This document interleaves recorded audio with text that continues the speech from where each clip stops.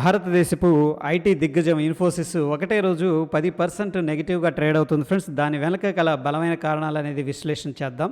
BG prime ఏం చెప్తుందంటే friends, ఒక ఆర్టికల్ని రిలీజ్ చేసింది. వీళ్ళకి మంచి డీల్స్ రావడం అనేది జరిగింది, బట్ ఎగ్జిక్యూషన్ అనేది కరెక్ట్గా చేయలేకపోయారని చెప్పేసి చెప్తుంది. At the same time United స్టేట్స్లో బ్యాంకింగ్ క్రైసిస్ కూడా ఒక ఇన్ఫోసిసే కాదు టీసీఎస్ మీద కూడా ఇంపాక్ట్ చూపాయని చెప్పేసి ఒక ఆర్టికల్ రిలీజ్ చేయడం అనేది జరిగింది ఫ్రెండ్స్. అదేవిధంగా ఎకనామిక్ టైమ్స్ అనేది పోల్స్ అనేది కండక్ట్ చేసింది. అయితే ఫ్రెండ్స్, వీళ్ళ నెట్ ప్రాఫిట్ అనేది 6,550 కోట్లు ఉంటుందని చెప్పేసి ఎక్స్పెక్ట్ చేశారు. బట్ రియాలిటీలో ఏంటంటే 6,128 కోట్లు మాత్రమే అనౌన్స్ చేయడం జరిగింది. At the same time friends, వీళ్ళ యొక్క రెవెన్యూను కూడా 38,850 crores అనేది ఎక్స్పెక్ట్ చేశారు. బట్ కంపెనీ మాత్రం 37,441 crores మాత్రమే అనౌన్స్ చేయడం జరిగింది.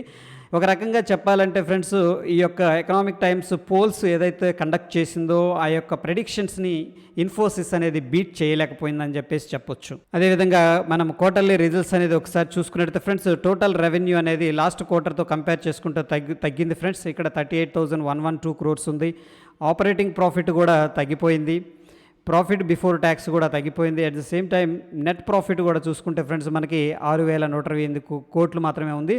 అదేవిధంగా ప్రీవియస్ క్వార్టర్ మనం చూసుకున్నట్టయితే 6,586 కోట్లు అనేది ఉంది ఫ్రెండ్స్.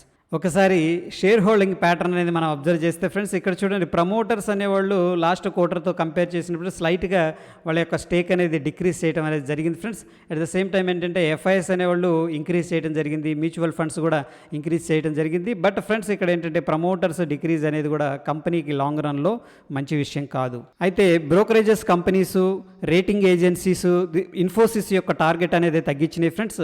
ముందుగా రిలయన్స్ సెక్యూరిటీస్ చూసుకున్నట్టయితే దీని యొక్క టార్గెట్ని 1,350గా నిర్ణయించారు. ఇంతకు ముందు వచ్చేసరికి ఫ్రెండ్స్ 1,750గా ఉంది. ఫిలిప్ క్యాపిటల్ వచ్చేసరికి ఫ్రెండ్స్ దీని యొక్క టార్గెట్ని 1,590గా నిర్ణయించింది. అదేవిధంగా జెఫరీస్ వచ్చేసరికి ఫ్రెండ్స్ దీని యొక్క టార్గెట్ని 1,570గా నిర్ణయించడం అనేది జరిగింది.